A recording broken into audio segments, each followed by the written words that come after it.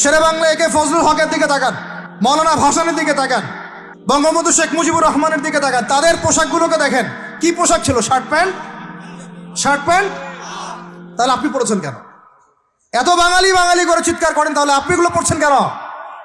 কথা বলেন। আমাদের বাপ দাদারা বাঙালি ছিলেন, খাঁটি বাঙালি, তাহলে আমরা কেন এখন জয়ীফ বাঙালি হলাম কেন, জাল বাঙালি হলাম কেন? দেখবেন আমাদের মুসলমানদের সংস্কৃতির মধ্যে এখন সব বিজাতীয় সংস্কৃতি ঢুকে গেছে। একটা বাড়িতে, একটা বিয়ে বাড়িতে যদি গানও বাজে, সেটাও বাজবে হিন্দি গান, সেটাও বাজবে ইংলিশ গান। মানে আপনি গানটাও যদি শুনেনও একটা বাংলা গান শুনতে পারেন না, কারণ যে বাংলা ভাষার জন্য আপনি জীবন দিয়েছেন বলে দাবি করছেন, ওই চেতনাও আপনার মধ্যে আর বাকি নাই। ভাষার দিবস যখন আসে, আমরা তখন একটা শোডাউন করার চেষ্টা করি, শহীদ মিনারে ফুল দেওয়ার চেষ্টা করি, আর সারা বছর আমার বাসায় চলে হিন্দি গান, ইংরেজি গান, ইত্যাদি ইত্যাদি। হিন্দি সিনেমা, ইংরেজি সিনেমা। তো সংস্কৃতির কোন জায়গায় বাঙালিত্ব ধরে রাখতে পারলাম? পোশাক আশাক পরছি, কোন পোশাকটা বাঙালির সাথে মেলে? জুব্বা, দাড়ি টুপি, নাকি জিন্সের প্যান্ট আর গেঞ্জি? বলেন। শেরে বাংলা একে ফজলুল হকের দিকে তাকান, মৌলানা ভাসানের দিকে তাকান, বঙ্গবন্ধু শেখ মুজিবুর রহমানের দিকে তাকান। তাদের পোশাকগুলোকে দেখেন, কি পোশাক ছিল? Shirt pant. তাহলে আপনি পড়েছেন কেন? এত বাঙালি বাঙালি করে চিৎকার করেন, তাহলে আপনি এগুলো পড়ছেন কেন? কথা বলেন। আমাদের বাপ দাদারা বাঙালি ছিলেন, খাঁটি বাঙালি, তাহলে আমরা কেন এখন জয়ীফ বাঙালি হলাম কেন, জাল বাঙালি হলাম কেন? আপনার বাসার কমোড পর্যন্ত ইংরেজদের আদলে গড়া। সবকিছুই, খাবার অভ্যাস, খাদ্যাভ্যাস, আপনি পিৎজা বার্গার ছাড়া খাইতেই পারেন না, খাদ্যাভ্যাস ইংরেজদের। তারপরে খাওয়া হালাল না হারাম সেটা প্রশ্ন করছি না আমি, আপনি প্যাশনেট না তো আমাদের সংস্কৃতি নিয়ে। আমাদের সংস্কৃতির মূল জায়গাটা কই? পাঞ্জাবি পায়জামা তো পড়ছেন না, এটা আমাদের সংস্কৃতি ছিল, ঢিলেঢালা পোশাক পরতাম। আমাদের সংস্কৃতি ছিল মাছে ভাতে বাঙালি। ওই মাছ তো ফরমালিন দিয়ে সব নষ্ট করে ফেলেছেন, মাছেও ভেজাল, ভাতেও ভেজাল, পুকুর সব ভরাট করে ফেলতেছেন, নদীগুলো শুকায় যাচ্ছে। নদীমাতৃক বাংলাদেশ, নদী কোথায়? নদীতে পানি কোথায়? বলেন। পানির ন্যায্য হিস্সাই বা কোথায়? আমাদের কি পানির ন্যায্য হিস্সা দেয়া হচ্ছে? তাহলে আমরা কি দাস হয়ে থাকবো নাকি? আল্লাহ পাক আমাদেরকে বোঝার তৌফিক দান করেন। সংস্কৃতি দেখেন, সংস্কৃতি কি ছিল আমাদের বাপদাদাদের যুগটা চলে যান, ওই ফজরের আগে তারা ঘুম থেকে উঠতেন, আসসালাতু খায়রুম মিনান নাওম, কানে গেলে ঘুম থেকে উঠে যাইতেন, নামাজ পড়তেন, বাংলার ঘরে ঘরে কোরআন তেলাওয়াত শোনা যাইতো। এখন কি শোনা যায়? ফজরে পুরা ঘুম। প্রথম কাতারে আপনি যে কটা মানুষকে পাবেন, তার মধ্যে 90% দাড়ি পাকা। যুবকদেরকে আপনি পাবেন না। এরা ঘুমাচ্ছে রাত 3টায় 4টায়, 3-4টা পর্যন্ত এরা ফেসবুক, ইউটিউব, টিকটক এবং মেয়েদের সাথে হারাম অ্যাফেয়ার্স। এই ছেলেরা কি আদতে বাঙালি? এরা কি বাঙালি?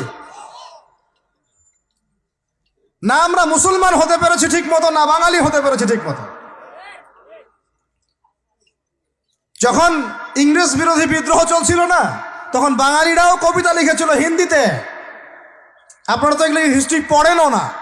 তখন তারা বলতেন, একটা স্লোগান দিতেন, सरफरोशी की तमन्ना अब हमारे दिल में है, देखना है जोर कितना बाजुए कातिल में है। বুঝেন না এই কথা? আমাদের মনের মধ্যে এখন সরফরোশি কি তামান্না, স্বাধীনতার চেতনা আমাদের মনের মধ্যে এসেছে। দেখার বাকি আছে জালেমের বাহুতে কত শক্তি আছে। আপনারা এখন কাজী নজরুল ইসলামের কবিতা পড়েন না। এক ভাই কবিতা আবৃত্তি করেছিলেন এখানে, খুব সুন্দর হয়েছে, মাশাআল্লাহ। এগুলোর চর্চা কোথায়? সংস্কৃতি নিয়ে যে আমরা এত বড়াই করি, বলেন বাঙালির সংস্কৃতির চর্চা কোথায়? কাজী নজরুল ইসলামের কবিতা আমরা আমাদের পাঠ্যপুস্তকে পড়েছি। ওমর রাদিয়াল্লাহু আনহুকে নিয়ে কবিতা ছিল, মনে আছে? মনে নেই, ভুলে গেছেন? আমরা পড়েছি, মনে নেই আপনাদের? আস্তাগফিরুল্লাহ। উমর ইবনুল খাত্তাব, আমিরুল মুমিনিন, তোমার কি জানি, তোমার স্মৃতি আজানের ধ্বনি না, জানে না মুয়াজ্জিন। আমি ভুলে গেছি, অনেকদিন আগে পড়াইগুলো, আমি চর্চা এখন করি না। তো মুয়াজ্জিন জানে না যে হে আমিরুল মুমিনিন, তোমার স্মৃতিতেই আযান দেয়া হচ্ছে, মানে আমিরুল মুমিনিনের যে স্বপ্ন, এখান থেকে কিন্তু আজানের ইয়াটা আসছে। আর যায়েদ ইবনে সাবিত রাদিয়াল্লাহু আনহু স্বপ্ন থেকে তিনি হেঁটে যাচ্ছেন, একবার উটের পিঠে ভৃত্যকে বসালেন আর ভৃত্যকে নামালেন, তিনি উঠলেন, উনি নামলেন, ভৃত্যকে উঠালেন, এভাবে পায়ে হেঁটে হেঁটে বাইতুল মুকাদ্দাস পর্যন্ত গেলেন। জানেন না আপনারা এগুলো ঘটনা? কোথায় এগুলো, কোথায় এখন বলেন? আছে পাঠ্যপুস্তকে? ঢাক, ঢোল, ডুগি, তবলা, কি শুরু করেছেন আপনারা? আসলে আসলে বাঙালি সংস্কৃতি বলতে কি বোঝাচ্ছেন? আহমেদ সফার নাম শুনেছেন? তাকে ছাড়া আপনি বাঙালি সংস্কৃতি কোথায় পাবেন? এই বাঙালি সংস্কৃতির ভিতরে এই যে ওলামায়ে কেরামের অবদান, এটা আপনি কিভাবে অস্বীকার করছেন? আমরা আমরা এখন পড়ে আছি কয়েকটা বিষয় নিয়ে। দেখেন, গান বাজনা, ঢাকঢোল, ডুগি, তবলা এবং এমন কিছু সংস্কৃতির নামে কাজ যেগুলোর মধ্যে শিরক আছে অথবা বেদাত আছে অথবা কুফর। আপনি রাস্তায় হাঁটছেন বানরের মূর্তি নিয়ে, বানরের সাথে আপনার কি সম্পর্ক? বানরের সাথে বাঙালি সংস্কৃতির কি সম্পর্ক? আমরা কি বানর থেকে আসছি? তাহলে বানরের মূর্তি আমি হাটে নিয়ে হাঁটবো কেন? বানর থেকে আসছে কারা? ওই যে শনিবারে যারা মাছ ধরতে নিষেধ করা হয়েছিল, তারপরেও মাছ ধরেছে, আল্লাহ পাক বলছেন ওদেরকে বানর বানিয়ে দিয়েছে। জানেন না এটা? পড়েন, পড়াশোনা করেন। পড়াশোনা না করলে আমার সব কথা বুঝতে পারবেন না হয়তোবা।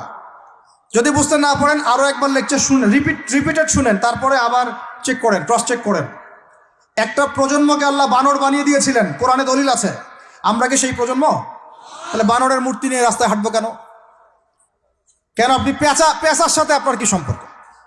পেঁচা কি আমার ভাগ্যের প্রতীক? হাত থেকে যদি কিছু পড়ে যায়, আমাদের অনেকে বলে যে একটু বসে যান, অমঙ্গল হতে পারে।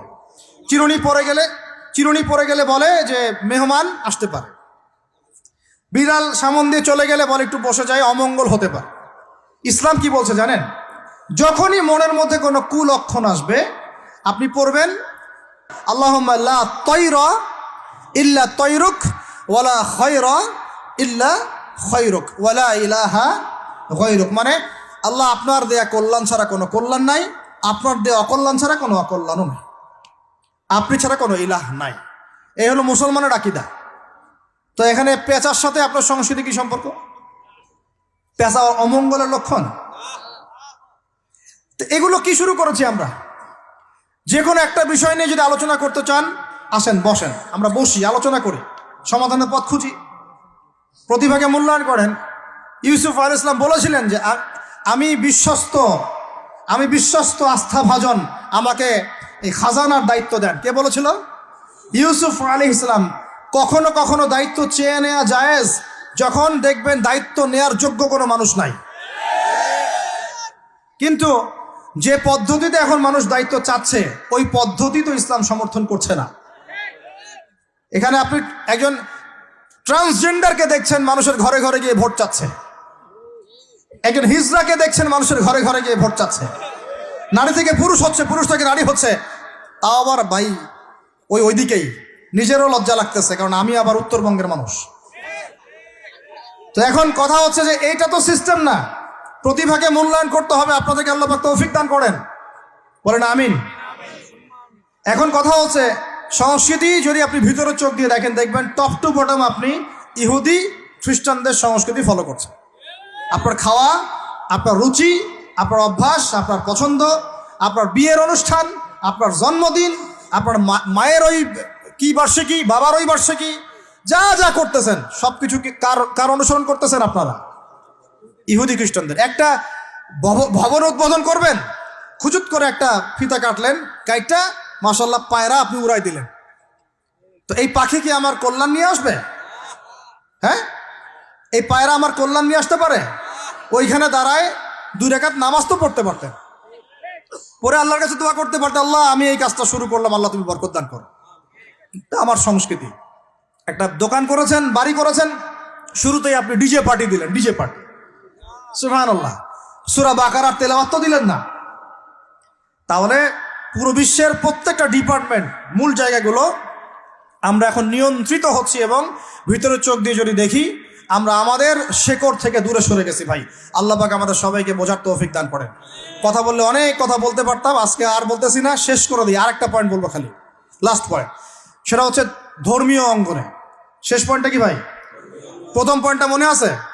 ভিতরে চোখ দিয়ে দেখবেন পুরো বিশ্বের ভূ রাজনীতি, ভিতরে চোখ দিয়ে দেখবেন পুরো বিশ্বের অর্থনীতি, ভিতরে চোখ দিয়ে দেখবেন পুরো বিশ্বের কি শিক্ষানীতি, ভিতরে চোখ দিয়ে দেখবেন পুরো বিশ্বের সংস্কৃতি, আর ভিতরে চোখ দিয়ে দেখবেন পুরো বিশ্বের ধর্মতাত্ত্বিক অবস্থা।